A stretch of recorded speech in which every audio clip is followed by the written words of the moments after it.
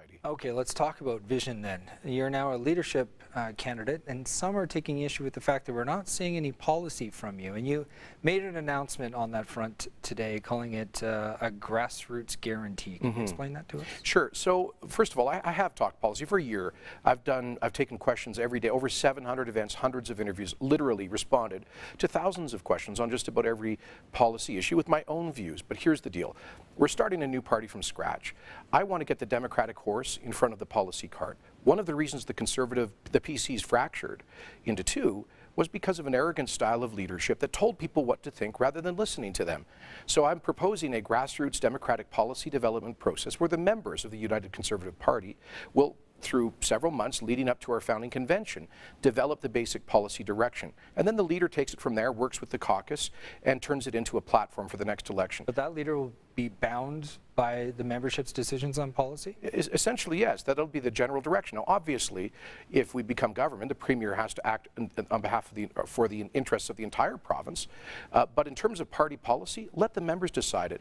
I really don't believe, Rob, in this kind of presidential style of leadership campaign where candidates come out and dictate a detailed platform to impose on the party, a party where the members cannot even yet be consulted for an election 2 years from now. If I were to come out there and say by how much I think spending should be, what spending level should be in the 2020 budget, or what the tax level should be. Brian Jean is suggesting, for instance. Perhaps, as an example. I don't know what the deficit's going to be. I don't know how big the debt is going to be in 2020. I don't know what energy prices are going to. I just don't think that's credible.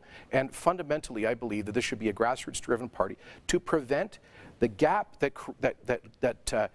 this huge, enormous gap between the leadership and the grassroots membership that developed in the PC party. That's what led to the decade of division. That said, some believe that leadership is about leading. It's not acting as an empty vessel for the membership. It's about saying, this is where I stand, and I want you to come to me, and I'll take you there. So I agree. Let me get to my question. So how are people supposed to decide on what you stand for if you're not putting it out there in detail for them? Well, Rob, if you want to talk about leadership, I think all you need to do is to look at what my record of the past year of proven leadership in getting Conservatives reunited in Alberta. When I started this, but that's a lot of policy. That's not what people are looking for. But it is. It will define the new party. It is leadership. And if people want to know my own views on policy, I offer those every day in speeches and answers to questions, and interviews, and webinars, and teletown halls.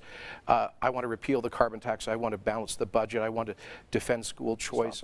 Sounds like you're ready to talk policy. I don't know why you're being so shy. But I'm just not going to impose a detailed agenda on our members. Leadership rival Doug Schweitzer wants more detail from you, and in fact, in response to your grassroots guarantee today, he said this: Jason's new grassroots guarantee is simply a sad attempt to turn this leadership race into a campaign of rhetoric over substance. Voters deserve better. Now, what voters deserve, what our members deserve, is servant leadership. What they deserve is some humility. What they deserve is ending the arrogance, the top-down style leadership of recent PC governments, a kind of arrogant insistence on telling people what to think, which fractured our coalition in the first place. This is the new party. Arrogance. He's throwing out the word sad attempt. Is this leadership race turning ugly? Look, Doug's a good guy. I'm not saying he's arrogant, but I am saying that in recent years, PC governments did become arrogant. That's something I've heard from tens of thousands of Albertans. Let's learn from the mistakes of the past instead of repeating them. And one of the mistakes was telling people what to think.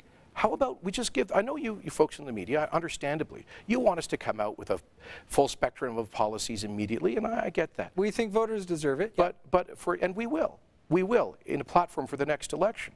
But I want us to develop policies in the same way that we developed the new party, which is democratically taking our time to improvise and rush out with a bunch of policies imposed by a handful of political leaders is exactly the wrong approach to take. Jason Kenney, we're going to leave it there. Always good to see you. Cheers.